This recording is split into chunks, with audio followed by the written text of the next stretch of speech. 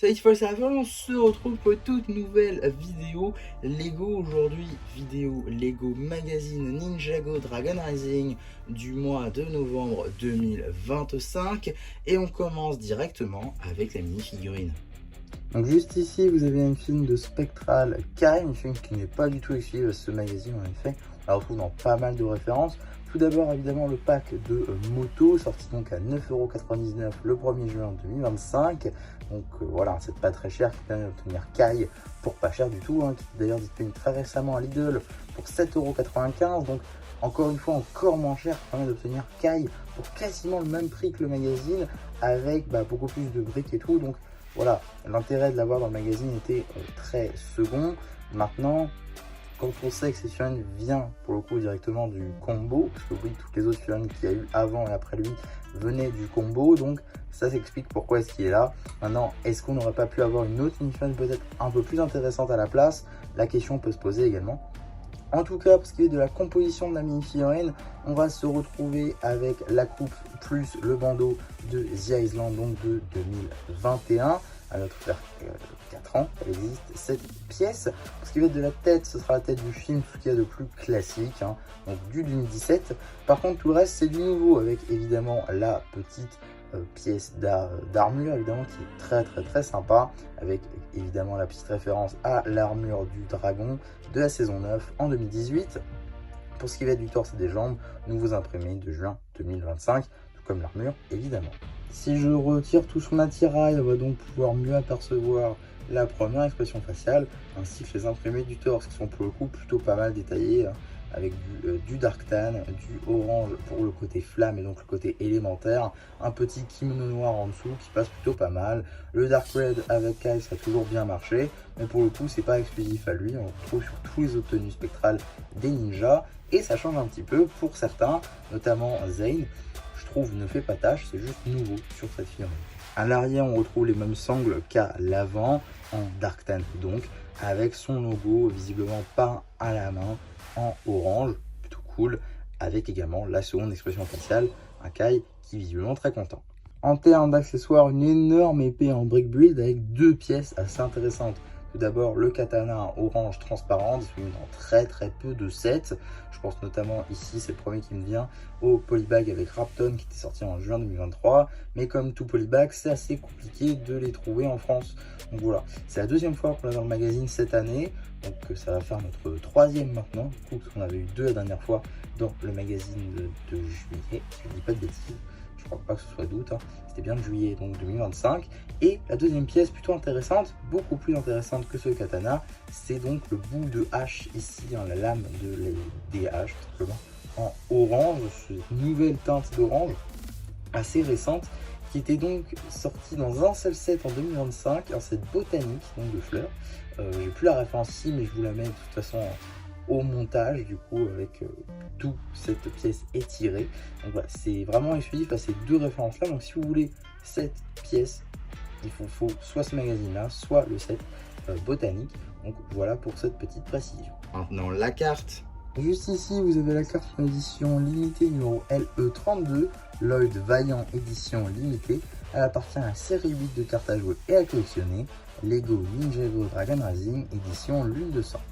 Et donc voilà pour les surprises. On va pouvoir maintenant très rapidement regarder le paper bag juste ici, avec donc une image à l'échelle de notre mini-figurine ici, donc de Spectral Kai, son nom bien évidemment, une illustration, ainsi que le logo, l'âge tout en haut à droite qui est évidemment subjectif. On retrouvera également une petite image de l'échelle avec le petit embout de hache, et juste ici donc le petit numéro d'item qui permettra de le rajouter à votre collection de brick ou tout simplement d'obtenir les instructions sur le site de Blue Ocean. En ce qui concerne le magazine, on est sur un format classique à 6,99 € dans lequel on va pouvoir découvrir tout d'abord une petite rétrospective de ce qui s'est passé dernièrement dans Ninjago. On va reprendre donc la saison 2, partie 2 avec des épisodes de 11 à 20, le tournoi des sources bien évidemment, puis la saison 3 dans son intégralité, c'est-à-dire épisode 1 à 20, séparés en deux parties, de 1 à 10 et de 11 à 20, juste ici avec les lames prismatiques et le retour de Croc de Tonnerre. On aura donc plusieurs équipes en passant par Lordraz, Arin et Sora, ainsi que Lloyd, Kai, Nia, Brazzera, Collegium, même si techniquement Pixel et Zane sont un petit peu à part, et je n'ai bien évidemment pas oublié Frac qui est également là. Pour ce qui va être du sommaire, on va avoir le vilain du mois, juste ici, donc qui va être Lordraz bien évidemment, le méchant principal de Dragon Racing, et chose que je n'ai pas encore notée, le poulet qu'il faut trouver évidemment a encore changé, et ce sera un poulet spectral qu'il faudra trouver, c'est-à-dire un poulet qui a mis un drap et qui a mis des trous pour faire les yeux, bien évidemment. Fait très Halloween maintenant je le dis. Juste ici on va avoir une double page donc dédiée au personnage de Kai qui va reprendre son personnage durant la partie 2 de la saison 3, l'entraînement avant la tempête, l'aventure avant la tempête et la tempête en elle-même qui est donc l'attaque des draconiques spectraux.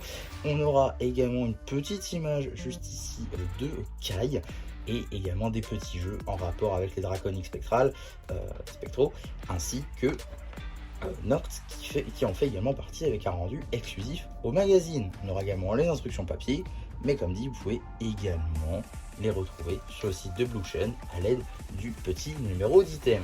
On retrouve également juste ici un petit jeu alerte au spectre avec Lloyd visiblement face à un Zark spectral et pas mal de personnages plutôt sympas. On retrouve notamment du Call, on retrouve juste ici du Gekkel, du Squelette, on retrouve également du Lacha, des habitants de Ninjago City, Krill, on a également des fils de Garmadon, tous un peu spectral, un peu donc hollow, donc drainés, voilà, des personnages qui ont été drainés de leur âme. Donc voilà, ça c'est plutôt cool, il y a des noms visiblement, on peut donc remplir, donc ça c'est plutôt sympa je trouve comme jeu, ça fait des doubles jeux, plutôt sympa, évidemment des rendus, des personnages qui sont repris, notamment je pense à ici Shandock McFlair, qui sont donc repris des Ninjago City Markets. Et on a également des personnages donc évidemment connus de Dragon Rising. On a ensuite un petit jeu tout simplement sur le personnage de Frac, plutôt cool d'ailleurs qu'il ait un jeu à lui. On a également d'autres rendus de Bani Spectro en passant par Drix, Pure et encore Zart. Également une petite publicité pour du coup l'application Lego Play, qui est une nouvelle application Lego qui permet donc d'interagir avec pas mal de choses, une sorte de réseau social Lego comme a pu l'être Lego Life. Donc voilà. Bon. Peut-être, pourquoi pas, je testerai, pour faire une vidéo, ça peut être intéressant. N'hésitez pas à me dire ça en commentaire si ça vous intéresse. Donc on a également la petite bande dessinée, le tournoi des robots. Donc cette bande dessinée là sera évidemment disponible sur la chaîne BD, c'est juste le temps que ça arrive. On a également des comebacks, ça avait déjà leaké depuis quelques temps déjà, avec donc du Cyrus Borg qui est revenu, et il y avait eu des spéculations comme quoi ici on pourrait avoir du Skylor en raison de la tunique un peu orangée et des cheveux évidemment rouges. Donc voilà, on a également un petit jeu ici sur le thème du Royaume des Ténèbres entre Arin et Sora et plein de squelettes Ninjago Legacy, qui passe plutôt pas mal et ça colle avec la série, donc c'est plutôt cool. Et un autre truc qui est plutôt cool, c'est évidemment le poster qu'on avait déjà eu pour les méchants et là qu'on va voir pour les gentils, avec donc toutes les tenues des ninjas qui s'étalent du coup sur tout Dragon Rising, et ça je trouve ça vraiment sympa pour le coup. C'est plutôt cool. Alors on va tout de suite regarder un peu qu'est-ce qu'on a. Tout d'abord, on a ici donc la tenue DR1, puis on a la tenue Climber, puis Tournoi, puis on a également Storm, enfin on a Spectral. Voilà pour Lloyd. Ensuite, pareil pour Kai, pareil pour Cole, mais il lui manque sa tenue spectrale qui est juste ici. On a également tout Zane. Là, on voit la tête de Nia. Donc de DR1. Voilà, je passe très rapidement sur l'autre poster, on va y revenir. Voilà, Nia DR1, tous les Nia, toutes les Sora, tous les Arin et également toutes les Brazzera, Frac et Pixel. Alors, j'ai des petits reproches à faire à ce poster là, tout Tout d'abord, il manque une tenue entière, c'est-à-dire les Mech Pilot Suit, qui étaient donc disponibles dans les sets de janvier 2024 et qui ne sont pas présents dans ce magazine. Arin était déjà présenté dans les méchants, donc pourquoi le remettre ici dans cette tenue-là? Ça aurait laissé un peu de place. On a également une Pixal qui certes fait partie de l'équipe, mais qui n'a eu qu'une tenue, donc est-ce que c'est vraiment important de faire une rétrospective? Mais bon, la question peut aussi se poser pour Frac du coup. Donc ouais, je pense que ils ont voulu garder une sorte d'équilibre entre les deux posters, parce que les deux posters vont ensemble du coup, mais c'est un peu dommage parce qu'on manque une tenue.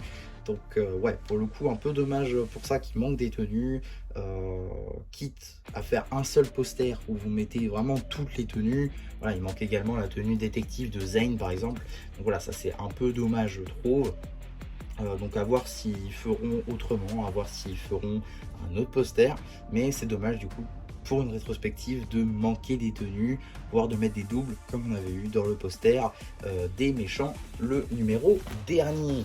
On a également un autre poster, celui-ci, qui est plutôt sympa. Voilà, l'union fait la force avec quasiment tous les ninjas en tenue spectro, hein. Il manque évidemment spectral plutôt, il manque donc du Cole et du Zane. Voilà. Rogue évidemment n'a pas eu de tenue spectrale. On a également la page dédiée à l'abonnement juste ici avec donc le numéro du jour ainsi que le précédent numéro de Ninjago Legacy avec ici Arin et un draconique spectral. On a également donc la suite de la BD avec du coup Cyrus Borg évidemment en personnage. On a également des robots qui, grand merci, ont des noms, donc ça c'est plutôt cool pour le Ninjago Wiki.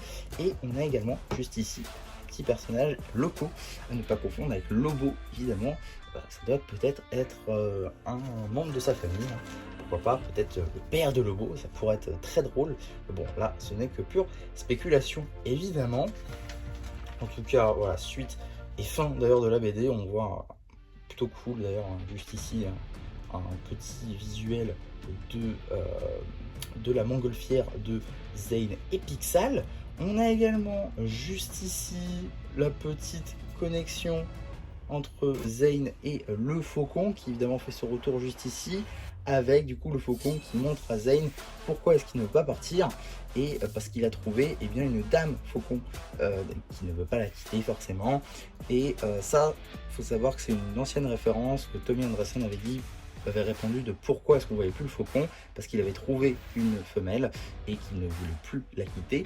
Et ça maintenant ça a été officialisé dans cette bande dessinée. Donc voilà, ça c'était juste quelque chose dont je voulais parler, je trouve ça plutôt sympa. On a également une petite rétrospective de ce qui s'est passé dans Ninjago Dragon Rising saison 3 avec plusieurs royaumes. Tout d'abord Mysterium, le royaume des ténèbres, encore le royaume de Lee évidemment qui est une grande partie, Jinjago bien sûr, l'éther spectral. Donc voilà, ça c'est ultra important, l'éther spectral dans la saison 3, également le royaume de Lee, un monde très important.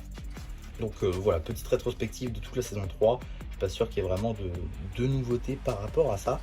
En tout cas, il n'y a rien qui est dit par rapport à Moro, même si on a une petite image là-haut. Mais voilà. On a également un petit jeu sur le thème de Lee. Et donc, on a un petit rendu 3D de Lee. Plutôt sympa. Avec également un petit rendu 3D de la coupe de cheveux de Jay. Enfin, de Rock, pardon. Ça pourrait être plutôt sympa également d'avoir dans les sets. On a également un jeu qui fait évidemment référence à une scène de la saison 3, partie 2, du coup, entre Zane et entre Nia, pardon, et Power Lead, évidemment à Mysterium. Et oh là, j'ai cru que j'allais vous spoiler quelque chose, mais non, ça va. On a un petit jeu entre Geo et Cole qui a été drainé, d'ailleurs c'est le nom du jeu, hein, le drainé. Ouais, plutôt sympa. Juste ici, on a également une petite publicité, voilà, pour le magazine Ninjago Legacy, entre du coup le numéro de mars et le numéro de juin 2024, tous deux d'ores et déjà présentés sur la chaîne. Et si ça vous intéresse, ce numéro là il ressort la surprise dans le prochain magazine Ninjago Legacy Comics. Donc si vous n'avez pas eu, je vous encourage grandement à aller vous procurer ce magazine là, parce que ce sera sans doute votre dernière chance et que les figurines sont vachement intéressantes, d'autant plus avec les Ninjago City Market qui sortent des rayons à la fin de l'année. Et vu que Miss Dynamite est une figurine exclusive à ce set, était une figurine exclusive à ce set avant ce magazine, ça peut être assez intéressant. On a également en termes de publicité maintenant une petite publicité pour le magazine Ninjago Ninjago devenu Lego. Donc Lego Star Wars avec le numéro de mars et le numéro d'août 2024, si je dis pas de bêtises, avec du coup le Coruscant Guard et également Sabine Wren, j'ai du mal avec les noms en ce moment. Et en termes de seconde publicité, ce sera une publicité qui a grandement besoin d'une mise à jour pour le coup, du magazine Lego Minecraft, évidemment avec 3 anciens numéros qui font partie d'ailleurs des premiers. On est sur le numéro 6, numéro 7+, et le numéro 9+, donc voilà, ça commence à dater un peu. Il s'agirait peut-être de faire une mise à jour. Et donc, qu'est-ce qu'on a dans le prochain numéro de notre magazine Ninjago Dragon Rising de décembre maintenant du coup? Qu'est-ce qu'on va avoir? Eh bien, ça sera tout simplement Cole dans sa tenue spectrale. Alors, on va en parler un petit peu parce que je pense que c'est intéressant. Cole dans sa tenue spectrale est plutôt sympa à obtenir, d'autant plus avec une Reveal Blade juste ici. Ça peut être vraiment intéressant puisque cette mini-figurine est exclusive, si je dis pas de bêtises, à 2 sets, le Temple Bounty à 200 € et le véhicule combo à 100 €. Ce qui en fait de cette mini-figurine une figurine assez compliquée à obtenir, et donc l'avoir dans le magazine à 7 €, bah c'est vachement intéressant.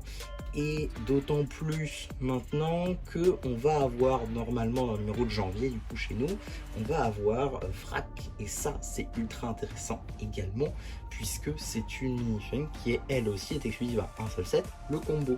Donc voilà, c'est à dire qu'on va avoir au moins toutes les figurines du combo, je pense. On a déjà eu un Dragon Spectral, donc ça c'est fait.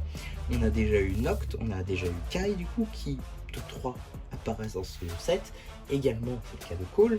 Et maintenant, Frac du coup, on va avoir toutes les figurines de set, ça c'est franchement cool. Maintenant, à voir qu'est-ce qu'on aura, puisque je crois qu'on va bientôt arriver à court, de figurines de ce set. Donc peut-être, pourquoi pas nous attaquer au set de l'avion, du robot jet de Lloyd, ça pourrait être cool, afin d'obtenir une figurine de cure. Là pour le coup j'espère, puisque normalement les premières figurines de DR4 devraient arriver en avril, ce qui nous laisse encore 3 mois de libre, 3 magazines de libre pour avoir des figurines DR3 partie 2. Donc on espère évidemment du cure, on espère également du Rox, et voilà, après on peut toujours en avoir dans le magazine Ninjago Legacy évidemment, mais on espère au moins avoir ces 2 personnages là dans le magazine, ça serait vachement cool. En tout cas voilà pour ce magazine Ninjago Dragons Rising de ce mois-ci. J'espère en tout cas que ça vous aura plu. Surtout n'hésitez pas à me donner votre avis en commentaire, n'hésitez pas non plus à liker la vidéo, à vous abonner, à partager, et moi c'était MC qui vous dit bye bye.